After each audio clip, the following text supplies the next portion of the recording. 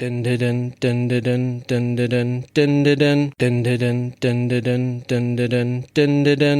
Doctor, this is my section. Earth is under my protection. Planet of birth is Gallifrey. I've got 2 hearts, your life is saved. Run into the Master Raw Missy. Come on, Alonzo. Alonzi. I am a Time Lord. No, I'm not rich. 12 bodies a man. Now it's time for a switch. Don't look like that. I'm in great health. You were expecting someone else? Regeneration. Oh, such fun. When I say run, run, run. What's up, my boy? Peace and sanity. Sorry, mustache. Reverse the polarity. Sometimes I'm north, but always a limey, wibbly wobbly, timey wimey. Jump in the TARDIS, go for a ride. It's bigger on the inside. Exploring all of time and space. Oh, what's that? Exterminate. Cybermen or Daleks, maybe. Would you like a jelly baby? Time's ticking, we'd best go. A new adventure, Geronimo. I am fantastic, so are you. Best come with me. I'm Doctor Who.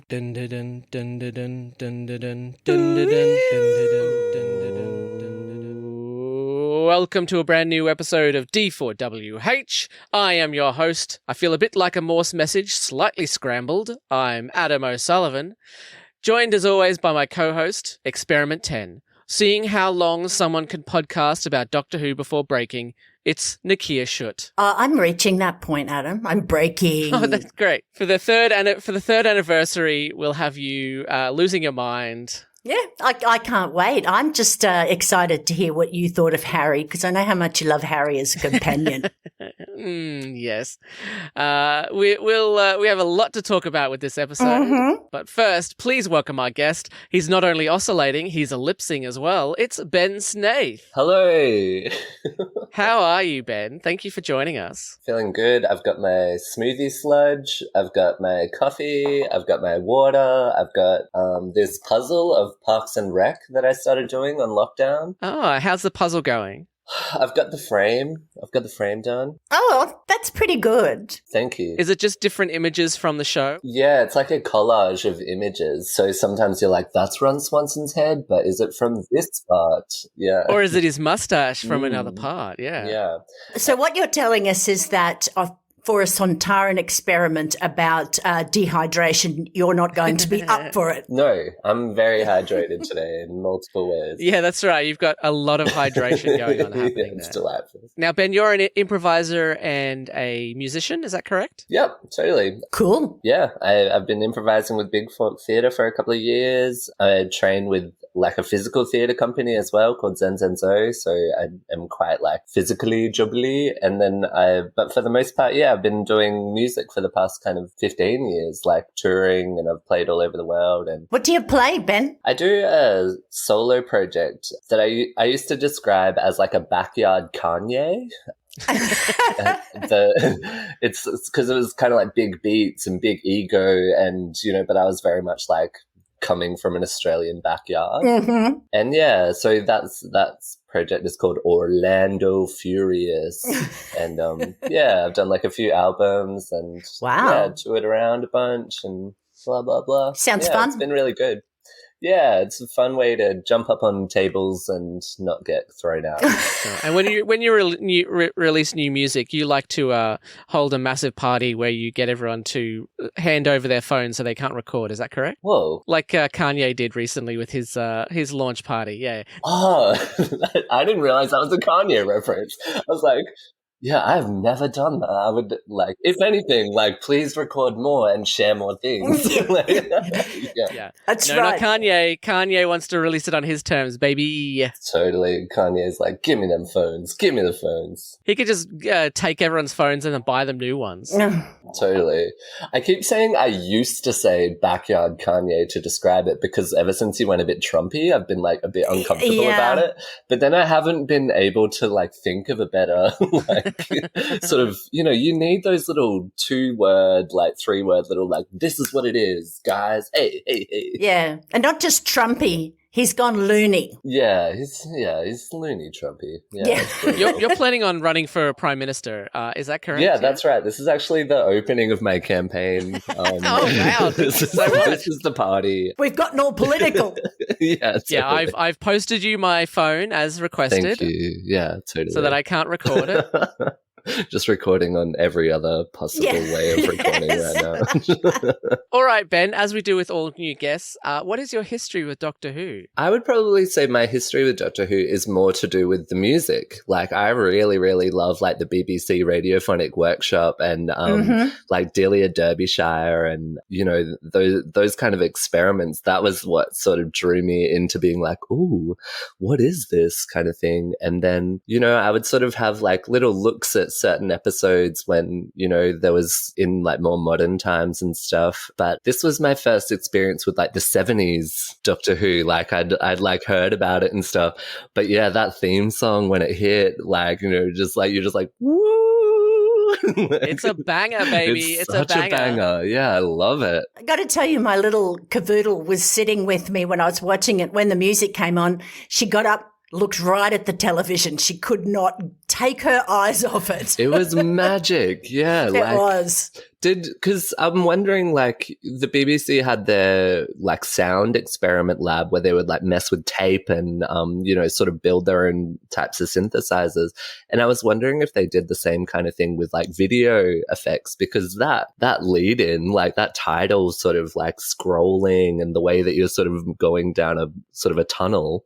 So magical. It is really good. It takes me back to being a kid because I watched it as a kid. Yeah. So I love it. Yeah. Totally. Yeah, they definitely had to experiment a lot because they obviously didn't have a huge budget. No. So they were just experimenting to be like, ooh, this looks like it could be an alien planet. Totally. Yeah. That's what I think is, to me as like a artist and kind of a person who makes stuff, like, you know, it's the low budget side of it that makes me be like, whoa, they made that work, like, you know, just by fixing this stuff together, and it looks great. I know. And the music is that good and that cutting edge for its time that you'd never change it. You'd just never change. No. You might tamper with the edges, but you'd never change it. And like the sound design just generally, like all the like zoom kind of things from their lasers and stuff like that. Like, oh, yeah, I got so into it. I suppose the biggest issue is just the fact that Delia Derbyshire wasn't credited as, you know, helping with the Doctor Who theme until, you know, the past decade or so, which is a shame because you know, the BBC had their teams of people, and so they like to pretend it was all a team rather than, you know, single people helping out. So. Totally. Yeah, I think the past sort of like decade or so has been such a great resurgence for like picking through and finding like female sound people. Like my partner and I were just listening to the music of Suzanne Ciani today and last night. And she is kind of an American version of Delia Derbyshire, where she like worked with this old 70s synthesizers and then went on to be like commercial sound design. Like she made the like when in Pepsi, when the lid cracks open kind of thing in those old 80s ads, like the ooh, wow. That's Suzanne Ciani, baby. Like yeah, and the music that she just makes is just amazing as well. I thought it was just a case of writing women out of history because kind of that's what we've always done. Yeah. I mean, even in the documentary that you sent, because Adam, you sent me the 2-part episode of the Sontaran Experiment and that sort of 40-minute kind of documentary about, you know, the Sontarans themselves, which was amazing, by the way. You know, that kind of boys club vibe was totally there, like in it, where it is so much just like, oh, there's Jackal there. He's like, wah, and got his pipe and his like, just smoking and, you know, slapping everyone on the ass and, you know. That's beautiful. Oh, but like in a British accent. So when I send these files out with the classic episodes, they're all like in folders. So I just uploaded the folder and sent you the link. And then I watched it like in the last couple of days and I realized, oh, there's a third file in there. And then I was like, oh, okay, I don't know. I didn't tell Ben not to watch that one. Oh. Anyway, I started to watch it and I was like, holy fuck, it's 40 minutes long. And I was like, oh my God. So I sat down and watched it because I was really worried that you had sat down and watched it thinking you were supposed to watch it. And yeah, you've just confirmed that. Sorry. You didn't watch it, Nicchia? No, I didn't. But if it was about the Sontarans, I kind of, It was, I yeah. kind of know anyway. Yeah, Thankfully, this one was about the episode that we're actually doing. totally. so- I pretty much watched basically when they stopped talking about the episode that we watched. Then I was like, okay, I think I'm all right. I'm well versed. All right, let's get started. Our episode today is the Sontaran Experiment, Season 12, Serial 3, featuring Tom Baker as the Fourth Doctor and his companions Sarah Jane and Harry. Directed by Rodney Bennett and written by Bob Baker and Dave Martin. Originally aired on the BBC Saturdays February 22nd and March 1st, 1975. None of you were alive, were you? No, it's like 8 years before I was born. Yeah, Babies. yeah.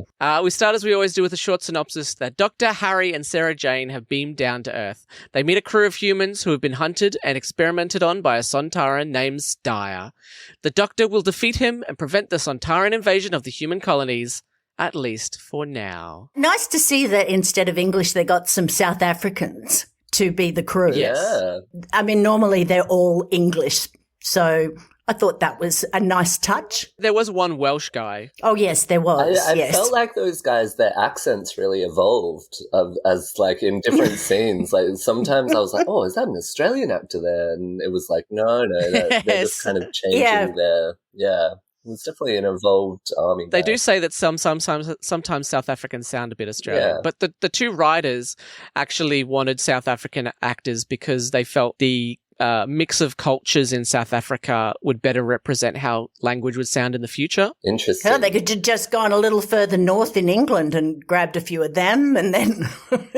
But I also wonder if maybe they just hired a bunch of South African actors and then the writers were like, yeah, we meant to do that. That's great. Yeah, totally. Yeah, I loved their little team, and like then there was that crazy guy who Roth. had been like tortured, and he had all that trauma, and they were like, why is he running from us? He's emotionally fragile because he keeps throwing himself on the ground being like, oh. I love the fact that Yeah. Sarah is hiding in bright yellow.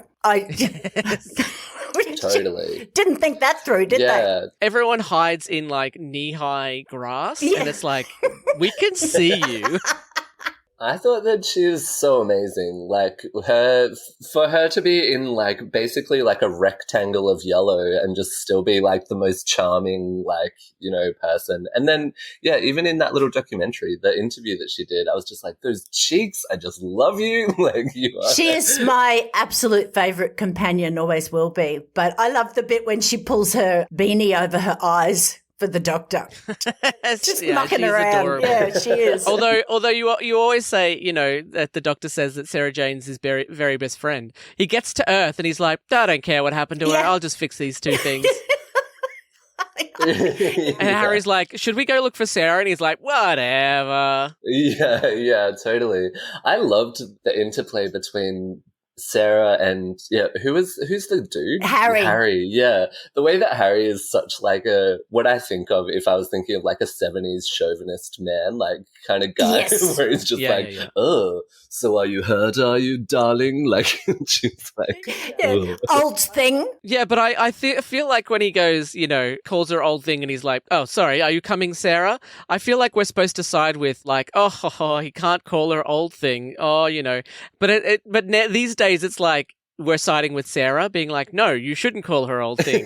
Yeah, totally. Yeah, I don't know. I think watching it as a kid, I remember thinking that it was, I always sided with Sarah, of course, but I'd always think, oh, Harry, he's so old-fashioned, Yeah. come on, old thing. But I loved Harry. I loved the interplay with he and Sarah. Yeah, totally. He's got a good heart. Yeah, definitely. And he was the one who actually asked about her, like, Although this is his third episode and he's still wearing the same outfit that he wore in his first episode. Meanwhile, Sarah's had to change like into 3 different outfits.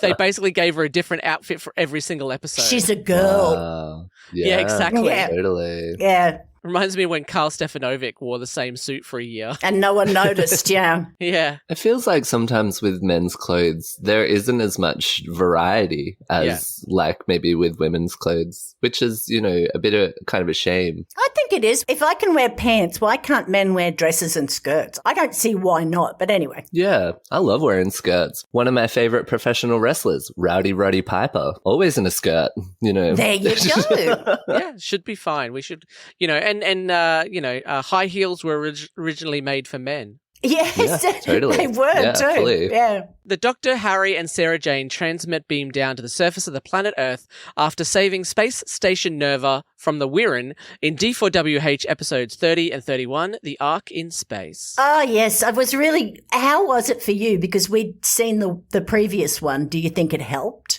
for this one? So, yeah, I had forgotten, but I knew... So this is the last episode that we haven't watched for Series 12. We've watched all the others because the others are all considered classics, basically. Sure. And then this one was kind of, you know, filler in between a couple of episodes. So I remembered that, you know, there was this whole transmat beam thing and that sort of thing, but it wasn't like, I don't know, Ben, did you understand what was going on? Yeah, I think so. I feel as though, like, because it opens with the Doctor kind of like in a sort of a formation of globes. Yeah. Like in that sort of field. And yeah, I guess, you know, I was thinking, it made me think of like Stonehenge and, you know, those kinds of things that are like potentially like mystical, like, transport points, you know, like places where I originally thought that maybe it was just a formation of like round stones or ancient something. And then the Doctor opens one up and I was like, oh, okay, so they're probably props then, you know. Yeah, totally. It felt really like, I don't know, I got the feeling that it was like some sci-fi landing point or something like that he was fixing up. Yeah, especially with Harry popping in, popping out, popping in, popping out. Yes. Yeah, totally. That really gave it away. Yeah. But what I forgot is at the end, I assumed that because the next episode, because what happens, Ben, is in the previous episode they were on a space station and they beamed down to Earth to check out the transmat beam, and then at the end of the episode they supposedly beam back. But in my head I had thought that it had stuffed up and sent them to the past. Right. But what actually happens is the Time Lords jump in and grab the Doctor and then take him to a different planet. So wow, they take him to Skaro to stop the genesis of the Daleks. Ooh. Yeah. So in my head, I was like, how come when it's supposed to be broken, it takes the Doctor down to Earth, but when he fixes it, it takes him to a different planet? But then I looked it up and I remembered, oh no, okay, the Time Lords jump in and take him, and that's why, basically. So dang. Yeah, it ties into the previous and the next episode in a way that these episodes don't always do. True. Yeah, I assumed that all Doctor Who was like all standalone, like the X-Files or something like that. Usually, yeah. Yeah, usually it is, but the 3, 4 of them all kind of link up, don't they? Yeah, true. Well, I mean, I guess even the X-Files had its kind of long, like, storylines that connected it and stuff. Yeah, totally. Interesting.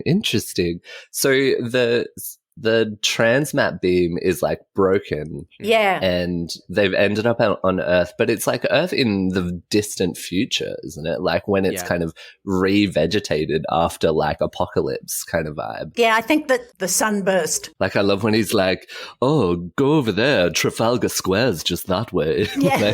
Yeah. So basically in the previous episode, we found out that the space station was supposed to ride out. There were solar flares that basically cooked Earth, and they were supposed to wake up after 5,000 years, but because these aliens had taken over, infected their ship, they didn't wake up for 10,000 years. Right, and that's why the army guys were so pissed off. Yeah. Because like they were like, we've built a whole thing and you've just been asleep, Nervans. That's those damn South Africans.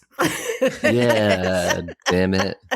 I loved when the Doctor like escaped from their grasp for a little while, and then when he's climbing up and he's trying to find Sarah again and stuff, but it's them up the top, and he's like, he said something like, "Oh, you again? Well, I can't say I'm delighted. No use, like no use pretending." Like I was like, that is a charming way to say you don't want to see someone. Well, they've just been capturing him, haven't they? Oh, fully. They were total dicks. Like, they did not have to be so rude to him. Like, he was, being quite polite. It's always so frustrating that they just all jump to the conclusion that, I mean, if he did kill the guy, why would he then climb down to have a look at him? I just don't get that. Yes, yeah, that was great, yeah. Totally. The doctor tells them they're in Piccadilly, but Sarah Jane can't believe it. Probably because they're actually in Dartmoor National Park in Devon. You've given it You were away. wrong, Doctor. I doubt the middle of London would suddenly become that hilly after thousands of years. Standing in the middle of lush vegetation, Harry says that there's not much in the way of life. Yeah, well, I didn't get that. animals. Yeah. Yeah, it's not like they're on a barren, they're in a quarry. No, fully, or like on a desert. Plants don't matter. Yeah, Thank you very fully. much. Not to Harry. No, totally. Just like dig it up and put a housing development there. Yeah. Yeah, well, then Harry will think that it's civilized. Yeah, totally. Unless it's got a corner store, I just don't bother. Unless a corner store has happened naturally Yeah, in this area. yeah. Yeah, totally. It's not civilized. Does anyone have any ideas on what Harry means when he says the earth is nice and tidy, no lolly sticks? No. I feel like I assumed that it was because now they had time had gone so far past that there was no more like littering and stuff because there were no humans. Oh, sure. So maybe in the 70s there were a lot of lolly sticks. Yeah, I think like heaps of just rappers. Initially, I thought he meant lolly sticks as in like lollipop ladies. Oh, no. No, I thought littering. Because, like, the 70s in England, wasn't that around when, like, they had those great, like, the garbage strikes and stuff where, like, all the garbage people went on strike. And so little, like, rubbish was just piling up in the streets and stuff. And it was considered sexy for girls to have lollipops. Oh. I thought you were going to say it was considered sexy for women to litter in the. Yeah. No, just walk around with a lollipop.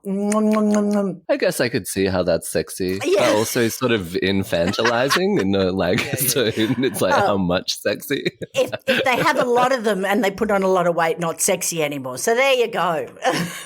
Oh, that's what happened to me. Yeah, I stopped being sexy because I ate too many lollies. Fantastic. Yeah, Right. you started out with a good intention of like a lollipop being sexy, but then you were just like, I just love these lollipops now. I just love these lollipops. Delicious. I just remember that my uncle, a lot of his record album covers had girls with lollipops in the 70s. So I think maybe it was a thing. Yeah, need more lollipops. It's not sexy enough. Give her a lollipop. Yeah, totally. It's a guy with a pipe saying that. Give her a lollipop. Yeah. Give her a lollipop. Anyway, I'm going to go be over here balding and fat. Yeah. Totally. Yeah, now I just at like photo shoots get like forced to smoke pipes. Yeah. Sure. I was going to say, it's like when you see those old James Bond movies and Sean Connery, was considered super hot back in the day, but compared to like what's considered super hot these days, he's like just a little pudgy. Yeah. Yeah, and he's like hairy all over. Sean Connery was, yeah. Yeah, and like I don't know, I'm in two minds about anything being like cool in one way anymore, because I feel like hairiness is actually becoming cool in some strand of narrative, but also non-hair is like quite a dominant coolness as well. It's a weird thing. The 70s, all men had like a rug on their chest, and they undid the first 3 or 4 buttons of their shirt and had a cravat. And you'd go, ooh. And then after a while you go, Yeah. Is that why there's so many rug sales these days? Yeah. They have shaved off their They're trying to get rid of them. They're trying to get rid of the rugs. Yeah. Nicchia, you don't know this about me, but I just had like for the past 2 and a bit years grew this like massive beard. Really? Yeah. And then for like the theatre that Adam and I do stuff with, Big Fork, they're like fundraising to try and get this theatre going. And so I offered to shave my beard for the fundraiser, and someone bought it and I've shaved it off, but I've still got the beard now because the person who bought it is anonymous. So I'm just saving it in a plastic bag for them. So it could be like a rug kind of thing. Like I could sew it into a rug. Could. Somebody could glue it on their chest and suddenly they're Dennis Lilly. Woohoo. Totally. Wow, Yeah. fantastic. Do you have any idea who bought your beard? No idea. Yeah, I've all through this sort of Bigfoot group on Facebook, I've been like, whomst has done it.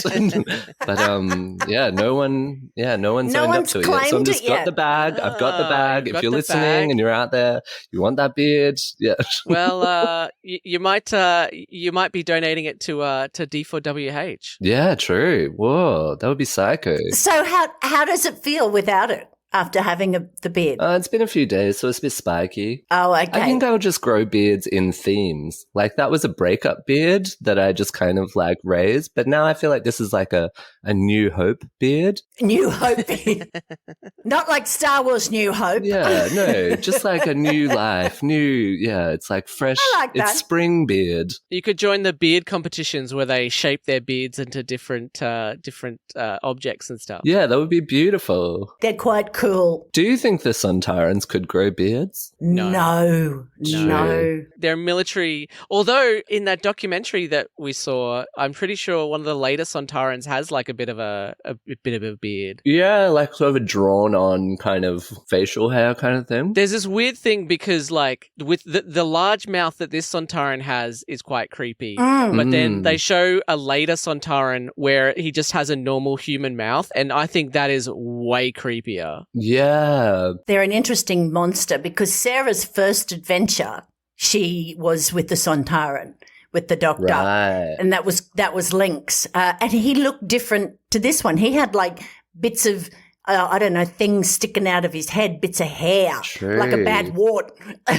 And was that the Australian guy? Yes, yeah. This is the same Australian guy, same guy. Oh, but in the episode that we watched, according to that documentary, by the time that this one was being filmed, that Australian guy, I think his name was like Ken Dunkley or Kevin Lindsay, yeah. Kevin Lindsay. It said he was having a bad heart, so they had like a body double do like the fight scenes and stuff like that. Because it was quite a heavy suit, it was saying. Like, it sounded really intense. But it was Kevin Lindsay who initiated the like using of the tongue like through the. It's great, isn't it? So creepy. He's talking to Sarah and he's sticking his tongue out, and I was like, oh God, what is he doing? Yeah, so when you go back and like I watched the documentary and then I sort of flicked back through the episode and like you can tell because Kevin Lindsay really generously uses his tongue, but like the other guy, he wasn't so tonguey. And I feel like you could tell which guy was which. I love the tongue, but this guy's good, but it's the prosthetic's not as scary, I think, as the first one. No, it was a bit more humanizing, I thought. Yeah. And talking about the fact that the previous Sontaran and this Sontaran look nothing alike, or as Sarah says, they look identical. Yeah. Yeah, totally. Because they had to redo the mask. They basically were like, oh, we'll do the Sontarans because we've already got a mask. And then they went and redid the mask anyway. And it's like a completely different color to the previous one. The last one is like way darker than this one. Well, look, give Sarah a break because it was another doctor she was with. That's ages ago, you know? True. Sure. They're squat, little, with broad shoulders. They're all the same. Yeah, I feel like Sarah was more making just a general sort of comment on how they were all sort of disgusting. And I loved how that guy was just like, I don't give a shit what you think of me, like, or how I look. Like, I'm here to do one job. And like the fact that I've seen a female of your species, like, okay, whatever. I know they're always fascinated by women because they have no women in their species. Yeah. Like, ooh, the female of the species. Yeah. I'm here to experiment on humans and not give a fuck, and I've almost finished all my experiments. Yeah, totally. Yeah, he did not care. It was just like, your idea of how I look means nothing to me. And I was like, man, I could really relate to that. Like I need to learn that sort of self-confidence that Sontaran had. Like, yeah, if we all get one thing from the Sontarans, it should be, believe in yourself and not, start international wars. Yeah. What I'm always interested with the Sontarans is that they always talk about their ongoing war with the Rutans. Always. Yeah. But you never, ever, ever meet the Rutans in the TV series. Yeah, you do. Not in the TV series. Horror of Fang Rock apparently is a Ruton. Whoa, really? A one-off. That's what's Terrence Dix said in the Horror of Fang Rock. He put in a Ruton. One Ruton. Yeah. Okay, all right. One Ruton too many. Yeah, that's right. It was in that documentary we watched. Ah, there you go. Because I was thinking I've never seen like a fleet of them anywhere, but there you go. No, it was like a blobby glowing Oh, thing. Yeah. good-o. No wonder they're fighting them. Yeah. They're shapeshifters. I hate glowy things. Yeah, blobby glowing things. Blobby glowing. Oh, we have to deal with them all the time, don't we? God, classic. Yeah. Now, one of the humans who was watching the Doctor, Zake, is played by Terry Walsh, who was a fight arranger and stuntman for Doctor Who appeared in many episodes during the 60s and 70s, usually as a background character or stunt double. Oh, really? Yeah, so that's quite nice. Well, they had little budget, so It was a cool fight scene. I like that. The way that they would film from afar because the Doctor had broken his collarbone during the shoot yeah. from Yes. that big clothesline. And then, the way that they filmed from afar, but then would do those close-in shots of the Doctor's face being like, and then they would go back wide again. I love that sort of approach to filmmaking. I love his big googie eyes and his big teeth.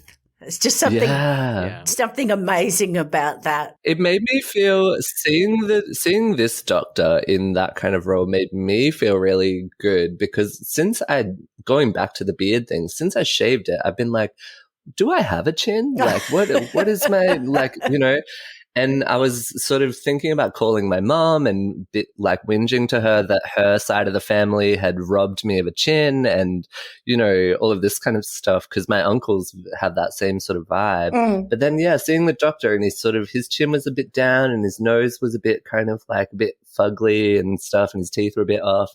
And I was like, yeah. Yeah. If I go back to the 70s, maybe I could get a role on Doctor Who.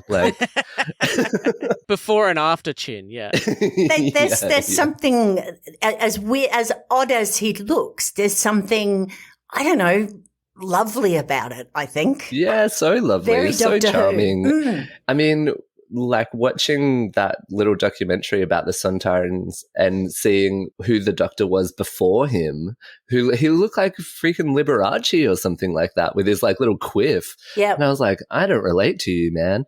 But this Doctor, this Tom Baker Doctor, I was like, you've got that long scarf. It's going in the mud. I really relate to this. I'm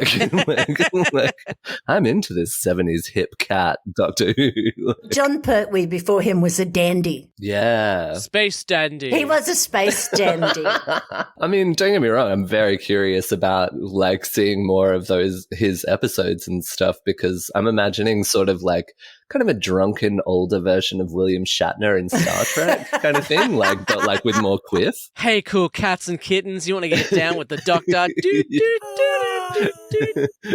Yeah, totally. Oh, dear. Tom Baker seems a bit more grounded. Yeah, I've never seen a third Doctor episode, but I do know that he had Bessie, a open top, bright yellow Whomobile car. Wow. Who won? She was an antique. Well, he didn't have a TARDIS for the first few bits of his first few seasons or first season. It kind of gave off. I don't know if you ever watched any of those. Is it Benny Hill? Those old kind of vibe. Yeah, that's when I saw him. I was like, man, that era of British TV kind of thing. If it had been Benny Hill, it would have been a woman in a bra, and then you would have had a picture of Tom Baker with his toothy grin, being like, yeah, chasing around with the sonic screwdriver that makes a skirt go up and down. Yeah, totally. Good old British misogyny. Yeah. Well, hey, I think everyone was a misogynist in the 70s, I think, so. Yeah. Sure. Even the women, yep. Even the women. We were too. Yeah, we were totally. too. One of the other guys, the other humans, the one that Eric goes to tell about the Doctor who's at camp, it was played by Glyn Jones. He's a Welshman who wrote the 1965 serial The Space museum for the first Doctor. Oh, really? Oh. Wait, so Wow. who was this guy? Which was he? He was one of the first 3 people. So we see the 2 guys in the field, and then one of them runs back to camp, and the guy that he talks to, that's the guy who wrote the first Doctor. Ah, the baddie, the traitor. No, not the trader. This is the guy who's like, All right. yeah, Varyl's gone to get grub. Yeah, grub. Yeah, right. I liked the acting when they've got the gravity bar because Yeah, totally. even when the focus is on the fight between the Doctor and the Sontaran, they're still pretending. Fully. Oh, man. Do you even lift, bro? Section. Yeah, totally. Like, I loved that sort of getting around the fact that you have no budget. So just being like, just make it look heavy, boys, make it look heavy. And like, and the same with when Sarah's getting tortured by her fears, and it's just like a thing that they've jammed onto her forehead. And then they just sort of creepily film like curves in the rocks and like, and that weird sort of like proto-tentacle porn kind of bit where like the sludge is coming up her leg and stuff. Honestly, that was one of the most disgusting things I've ever seen on Doctor Who. And I'm glad it's not on the screen for very long because I was like, oh. Yeah, totally. I tell you what, she did well because you're just sitting there having to pretend all this crap. I know, yeah. But the fake snake that they have, I think that looked pretty good. I thought it was pretty good. Yeah. I think the robot was pretty shit. I reckon I could outrun that robot personally. So many life lessons in this episode. Like, don't let your fears, like, be your enemy kind of thing, like just know that they're scary, but like if you just kind of breathe or whatever, you'll get through it. If people think you're ugly, tell them you don't care. Yeah, yeah, totally. Man, God. Thanks, Doctor. Zeke was the one who was played by Terry Walsh, the stunt coordinator, and he's the one who was hunted down by the crap-looking robot that looks like it could be knocked over very easily. Yeah, and what were the whiskers? What's it looking for? Smell? Yeah, I don't know. It was like a weird, like praying mantis, like prawn sort of thing. Yeah. And I never understood, was that robot connected with? That robot was catching the people and bringing them to the Sontaran. Is that right? Yes. Yeah. Okay. I didn't know if there were like 2 different. He was working with the robot. Yeah. Although I don't know how he fit in that spaceship because it looked like a 1-person only spaceship. Oh, he obviously brought the parts with him. It was a flat pack robot. Yeah. It was a flat pack and he put it together. But the trouble is the robot comes and everybody stops to get caught. Why wouldn't you just keep going? I just don't get this. Yeah. Well, except for Zeke, who runs away to the safest place he can find, the edge of a cliff. Oh, yeah. And then he goes, I might try and fall down this cliff. And like Harry in the previous scene, he's like, takes 1 step and goes, oh, well, I'll just fall now. Ah! Yeah. And Zeke, he was the one who the Sontaran called a moron before he killed him. After he killed him, he was just like, the moron means nothing to me. No, Zeke was the one that the Doctor finds, and then those 2 guys find him, and they're like, you've killed Zeke! Right, of course. Yeah, totally. Roth was the one you're thinking of. Roth was the one where he's like, the dickhead was no means to me. Now that I have myself a woman. I got a girly. I got a little woman. Man, yeah, I felt so bad for Roth. Like, he'd been so traumatized, and then he was just like running away. Yeah. He managed to get away, and then, He's like, I can't let you have me again. Like, he couldn't even be in that time, especially in those times. Like, the man, should have been the one who, like, rescued the woman, but he just was so broken that he just ran away and just left her with the Sontaran. Like, yeah, he couldn't deal with it. But you think about him talking about the female of the species, and if you go to the new series with Strax, who's always calling Clara a boy, so they have I love that they've taken Strax and made a comic character that's got no concept of male, female, totally. That sort of stuff. It works really well. Because Steyer says the female has no military application, and I kind of chalk that up to the fact that that's because the Sontarans are an all-male species, and not because of the fact that this episode was written in the 70s. Yeah. Yeah.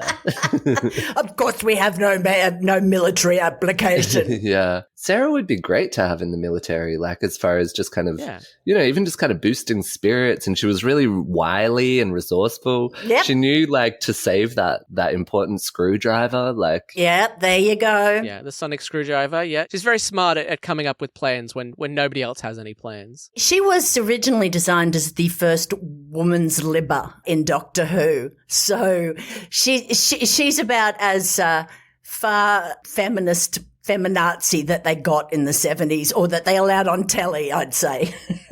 yeah, I can see that. Like where she is actually quite strong, like, and quite independent and stuff, and not like reliant on the Doctor necessarily and stuff. Like she obviously appreciates his intelligence and his, his know-how and stuff, but she is definitely her own person. And thankfully the show has completely evolved, and the fans no longer have any problems with women whatsoever. Oh, with the new Doctor being a woman, there's been a big hate campaign. I did. I remember hearing about that when she was first being cast, and they were like, "A woman Doctor Who?" I know.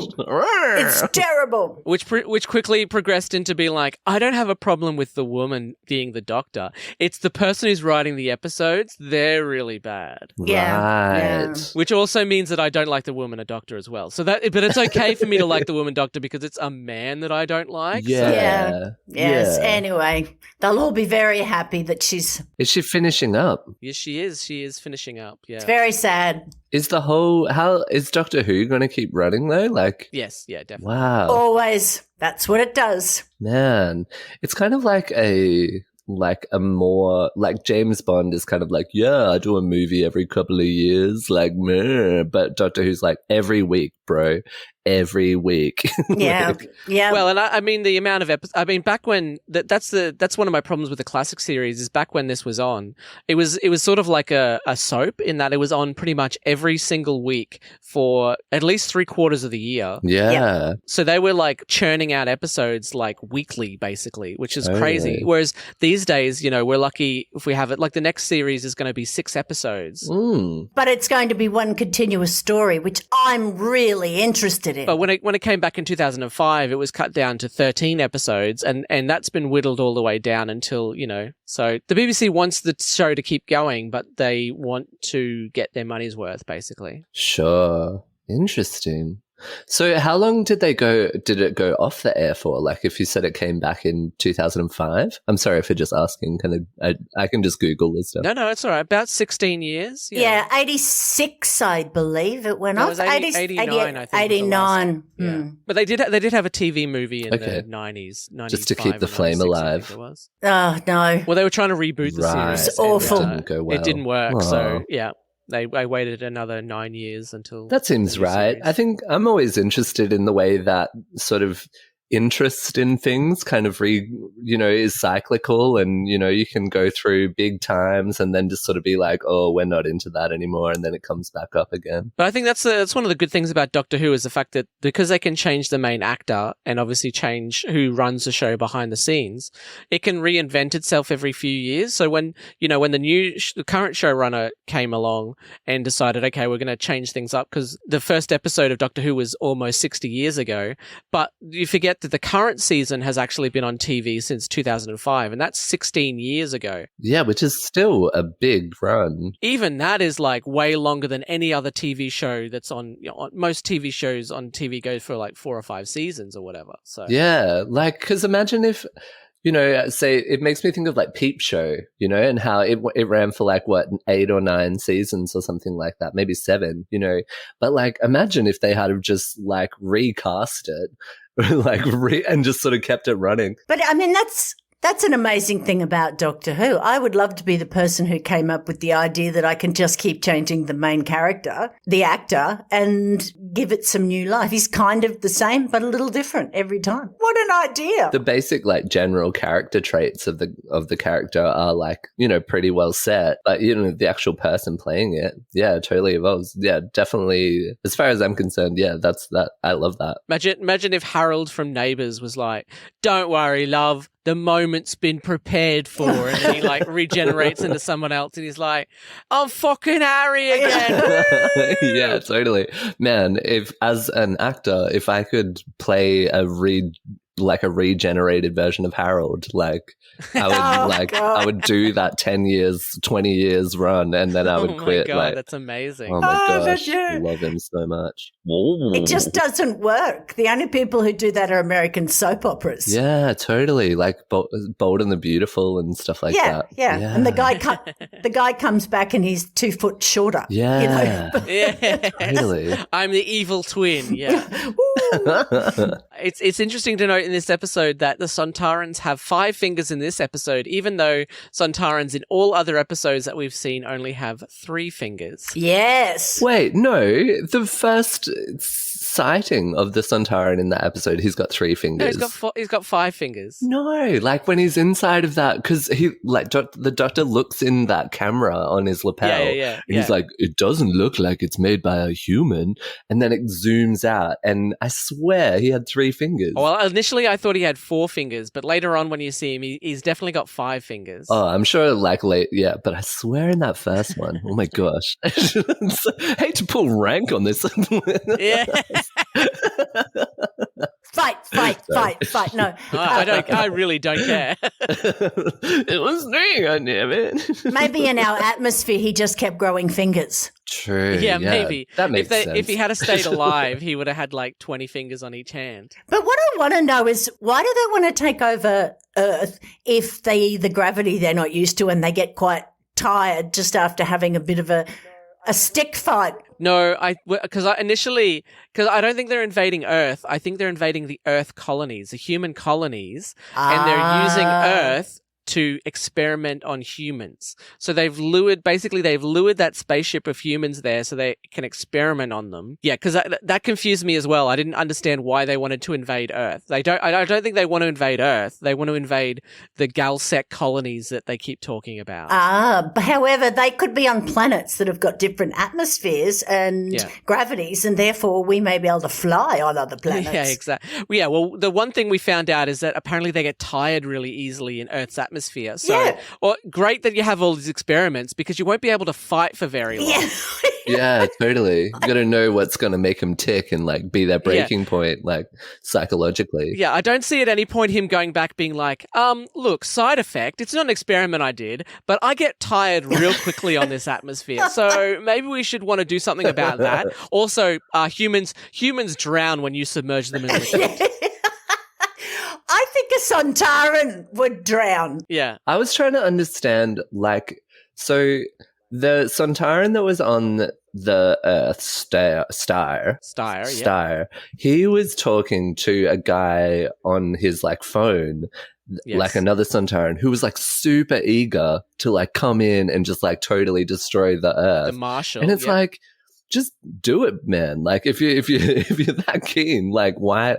I didn't understand really why that guy was so hesitant. Like he was waiting on this report, and I guess it's all bureaucracy. It's the same at like, you know. Yeah, and the Marshal has probably been planning this invasion of human colonies for months, if not years. Meanwhile, Steyer goes, "Look, it'll take an extra hour," and he's like, "Incompetent! Why is it taking so long?" It's like, just calm down, man. I was imagining the Marshal like on the edge of the of the galaxy, just being like with all of his army behind him, just being like, come on, just tell us we can come in there. And it was like, why don't you just go in there, bro? Yeah. Just if you want to take it. What Steyer's doing, isn't this like an early stage of research? Yeah. Wouldn't you have your battle plans around that, not sitting there ready to go? Wouldn't you use the data to come up with ways to attack after you have the data? Yeah. Also, I love later on when they have the gravity bar going on, and like Steyer is literally finishing his last experiment, but he is delayed because he has to go back and get chewed out by the Marshal, who goes, "You're taking too long." And it's like, well, maybe if you stop friggin' calling me, I can finish my damn experiments. Exactly. Yeah, it's such an argument for like not having middle management in things. Like, yeah. If it was me, I'd turn the little telephone off. Just Yeah. pretend. Oh, no, sorry, I can't get reception. Field Marshal. Totally. Yeah. Oh, well, it's a good thing he communicates with the Marshal with that giant like yellow submarine TV, which is conveniently keeps away from his main spaceship. Yeah, and also that came in a flat pack as well, I'd say. Yeah. It must have. Yeah, because there's no room on that for the. No. I kept waiting for Harry with the stick to hit him on the back of the neck at the feeding tube. I kept thinking that's how he killed him. But it wasn't. He got sort of deflated. Hey, like. Yeah. Yeah. So he went to regenerate, but they'd taken part of the machine out, and so it sucked energy out of him, I suppose. Oh, is that what I was like, oh, his head just deflates for some reason. Yeah. And his ship explodes. Totally. I was trying to piece together what actually happened because I remember the Sontaran being like, wait, I just have to get something from inside. And he like goes inside and then he comes out and it's on fire and he's like screaming. They have to regenerate their energy on this, and they have to in the other one I remember as well. Because they can't handle the atmosphere. Yeah, or the gravity or whatever it is. There's a weird moment where the doctor goes, "You're tiring," and he goes, "No, I'm not. I just have to go and do something." Yeah, totally. It's like, yeah, you have to go and re-energize yourself, mate. No, I'm not tired. Just give me a second. I just have to write a letter. I won't be long. Yeah. Yes. I just have to make sure my DVD is recording. That's right. I don't want to miss the next episode of something. There's a great moment where Sarah's tied up and they go, "Oh, you're behind a force field." And we have that wonderful miming of like... Oh. At one point, Harry like literally falls into where the force field's supposed to be and they play the sound again as if like, "Oh, fuck, we better start. He fell into the force field." I did think about that. I wanted him to do the mime in a box thing, but True. he didn't do it. Yes. Yes. We'll also keep that budget low. How do you know? I mean, do they have a line there? I think that would be hard, wouldn't it? Yeah, I don't know. They sort of made it seem like it was a bubble, sort of. Yeah. Bouncy one. Yeah, I think they just went, "Oh yeah, it's there. Just it's there. That's fine."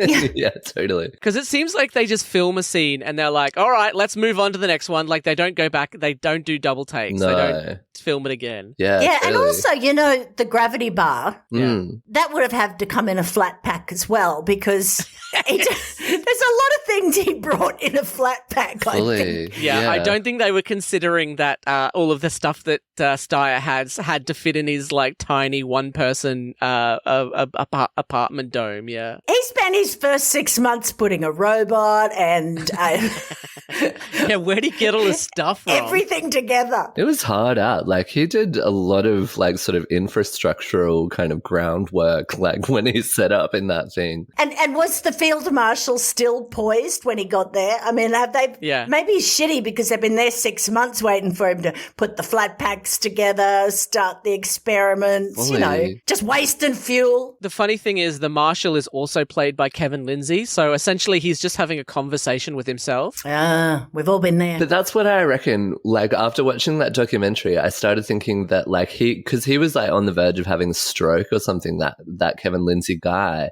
And so they got that dude to be the other one. And that's why I think the main star one, for the most part, because of his not use of the tongue very often, made me think that it was the Marshal, because it was the Marshal who was definitely all about the tongue. Like the Marshal was always like, blah, blah, blah. Apparently, Kevin, anytime that you can hear the Sontarans talk is Kevin Lindsay. And then when it came to like moving around, that was the guy. That makes sense. Yeah, because like they in that suit without much visibility and stuff like that, to be doing that sort of those kind of fight scenes on like those big rocks and stuff, like full on, man. Like that's hard out. I think it's a tough job when you're one of the creature people Yeah. and you have to wear all that stuff and it would drive me nuts. Oh, totally. That fight between the Doctor and the Sontaran reminded me of that classic Star Trek episode where he's like fighting the giant green lizard monster. Yeah.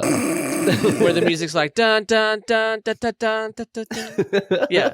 Yeah, I totally. do see that the Sontarans did not learn fencing because he's got no skill at all. No. He just hack. He did a flip. He flipped the Doctor at one point, and he did a big clothesline. Yeah, the Steyr has that giant machete that it feels like all space explorers from this era were like, well, I've got to take a machete with me. I might come across, jungle. Yeah. I've got all my future weapons, but I better take this giant machete. Yeah, fully. What about the guns that the South African soldiers had? They looked like kid guns. Yeah, totally. They were terrible. But you know that they're future weapons because they light up. Yeah, they light up and they make those cool sounds that Delia Derbyshire or someone in the team made.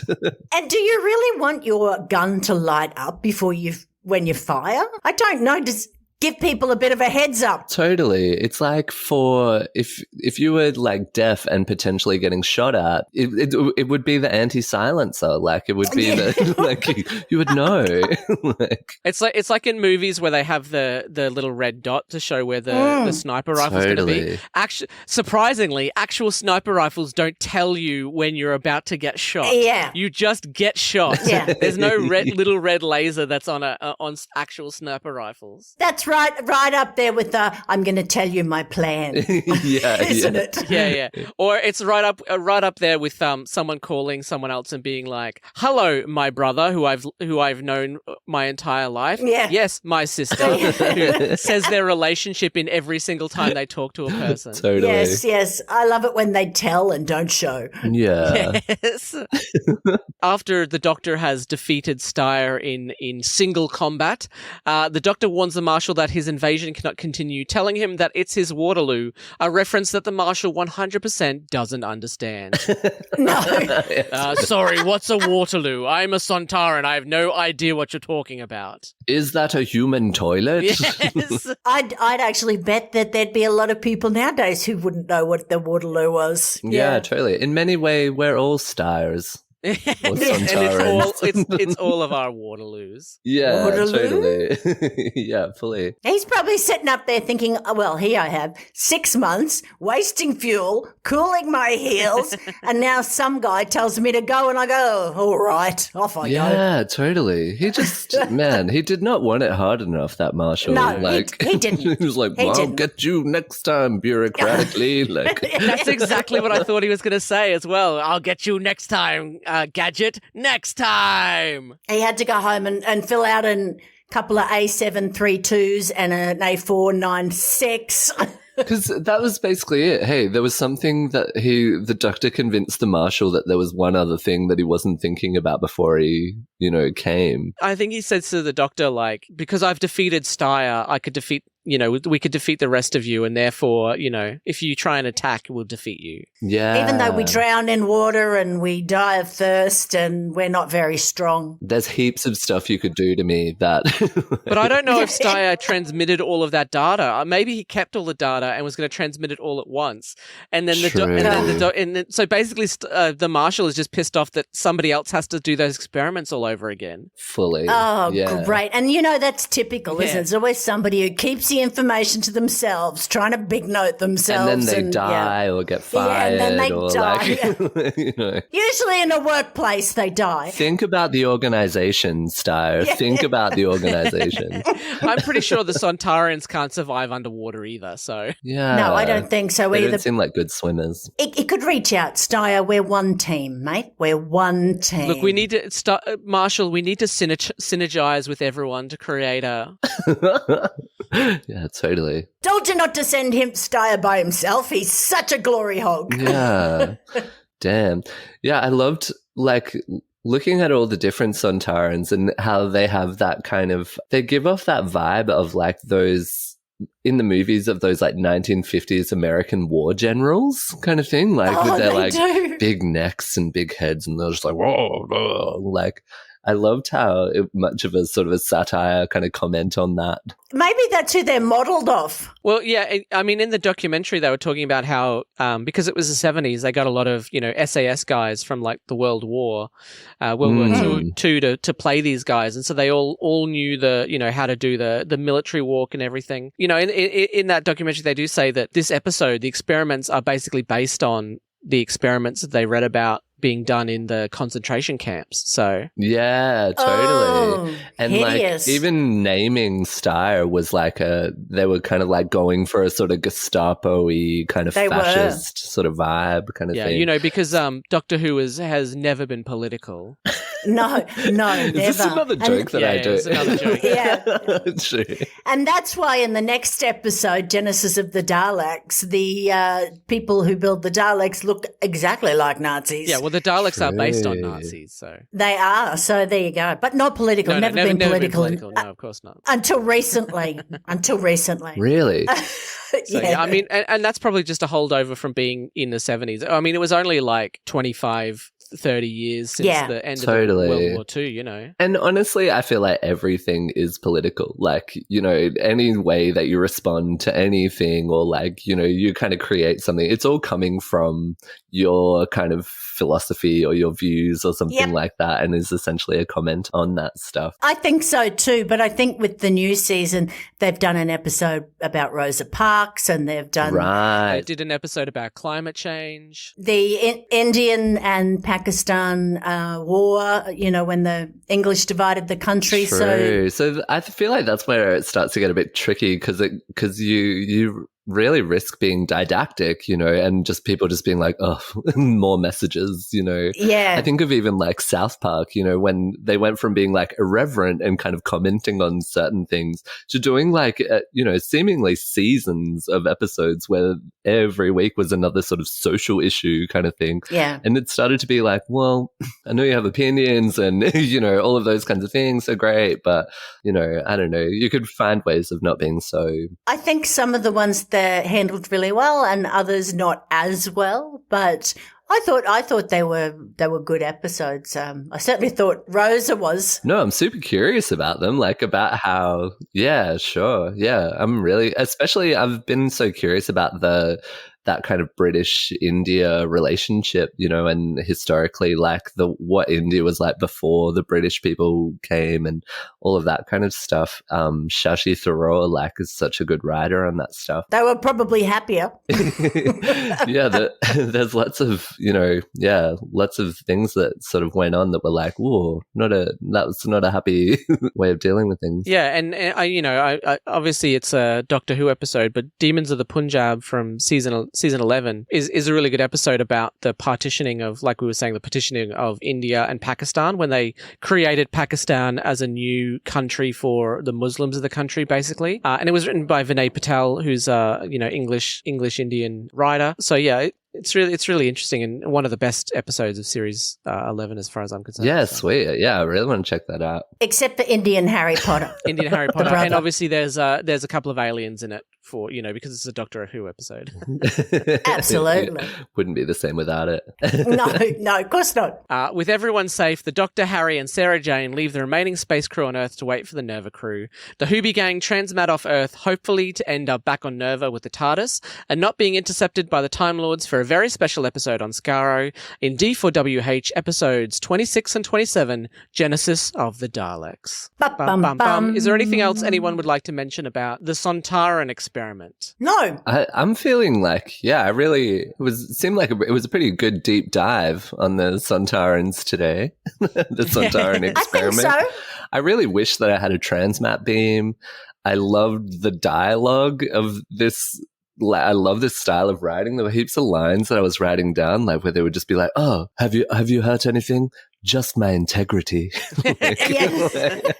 Yeah, they were quite sassy. Yeah. Yeah. So into it. Loved it so much. It was great. Thank you so much for getting me to watch it. No, thank you for watching okay. it. When I did start watching it, I was like, oh, you do need a bit of knowledge about the previous episode, so I was a bit worried. I can piece things together, and yeah, totally. Yeah, I love jumping into as much. I'm being so curious about Doctor Who, but haven't always really known where to start, kind of thing. So being just given a task, watch these. Yeah, and part of the reason why I started this podcast was to go back and watch the episodes, but also with Nicchia on, who's been a fan since some of the classic series. That you know, it's good to go back and watch those and see how the show was before I got into it. Yeah, I think if you watch the old ones with the the knowledge that the special effects are probably going to be a little crap, and what you're looking for is the story and the dialogue, you'll enjoy it. Yeah, and even on the filmmaking side of it, like the creative workarounds that you have to come up with in order to, you know, get your message across without it being like destroying your suspension of disbelief. All right, as we always do, we like to give the episode a score out of 5, 1 being the worst and 5 being the best. Nicchia, would you like to go first? Yeah, I'm going to give this a 4. I remember enjoying it the first time. I enjoyed this whole sort of series that interconnected, but it's not. It's one of the things that we often say a four parts could really be a 2. I think this is one where they did that. There's not a lot of fluff. I mean, you know, we laugh about the flat packs. Good to see the Sontaran back.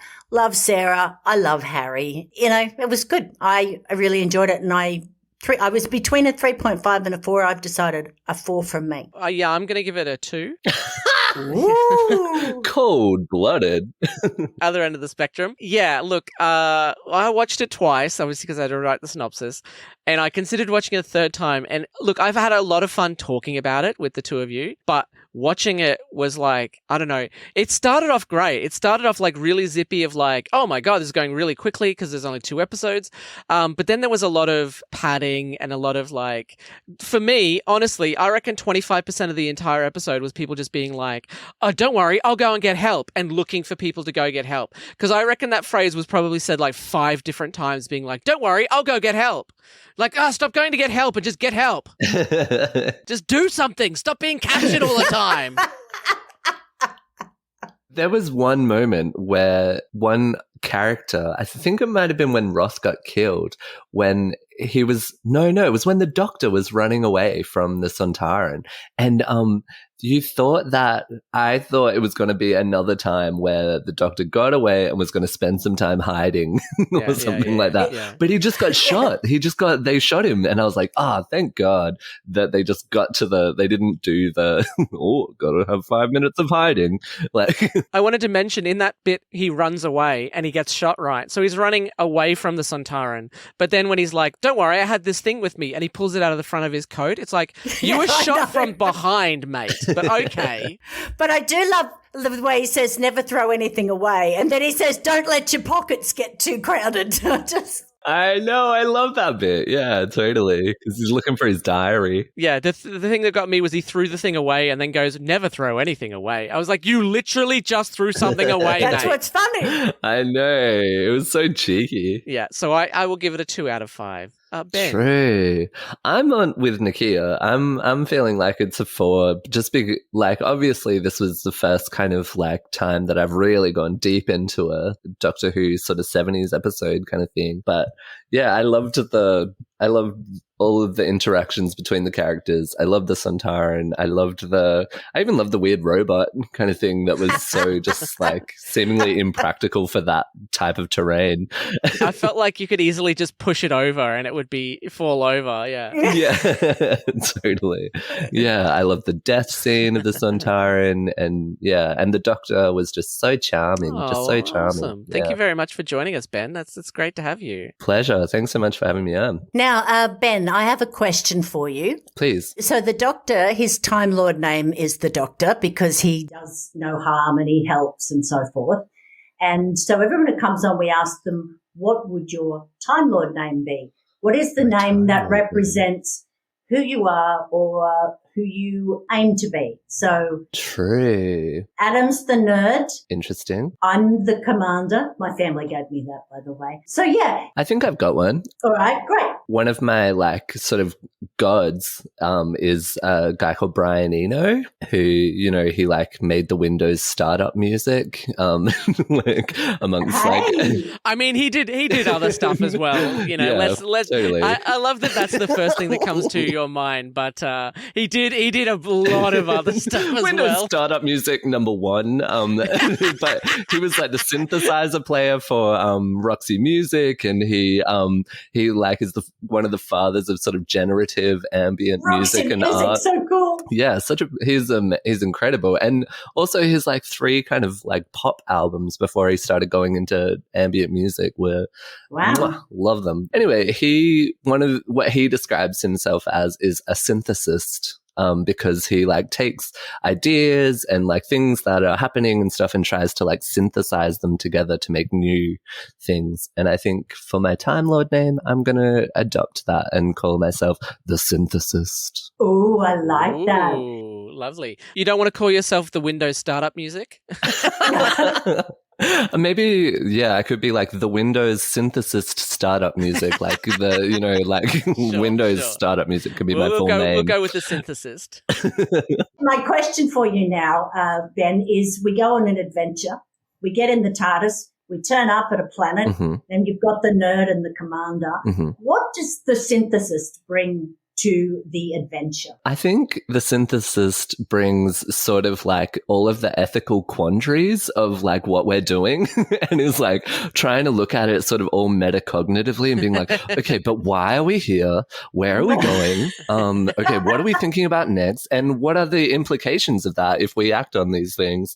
And then trying to come up with choices based on that.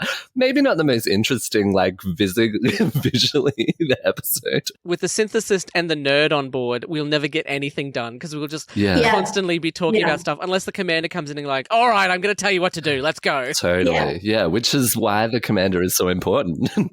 I'll just come in and go, right, we're doing this. Yeah, totally. Which is why my partner Asia is one of the ways she just kind of like sluts in such a great addition to my life. Like she's just like, no, stop thinking about this and just do this. And I'll be like, oh, thank you so much for saying something because I could have just dwelled on this like for the next like year.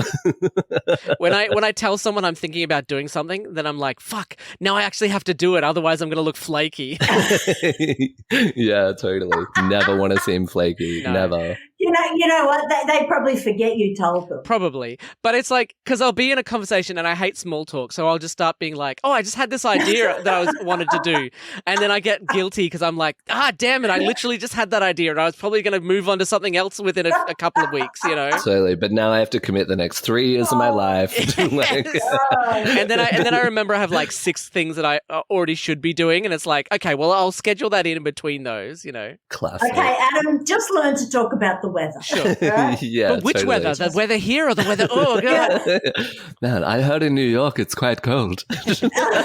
All right. Thank you so much for joining us, Ben. Is there anything that you would like to plug? I think just sort of my like Orlando Furious project is kind of just putting out little music and videos and stuff. So if you sort of track that down, I've got some shows coming up. So Orlando Furious, I can find that on Facebook. Is that correct? Yeah, Facebook, Instagram, YouTube, iTunes, Spotify, Bandcamp. Yeah, all the places. All the places. Totally. Awesome. Thank you for joining us. You can catch the hosts on Facebook at Nicchia Shoot Comedy and Adam O'Sullivan Comedian. D4WH is on Facebook, Twitter, Instagram and YouTube. The podcast is available on Podbean, Apple Podcasts, Spotify, Stitcher and many more. Nicchia also hosts Neighbourhood Watching with Beck and Nick, looking at the weird and wacky neighbours just over the back fence. Available where all podcasts are. Adam regularly works with Big Fork Theatre in Brisbane. You can find him in some of the online shows on the Big Fork YouTube channel and also has sketches in the Get It In Ya podcast. If you enjoyed D4WH, please consider jumping onto our Patreon and donating.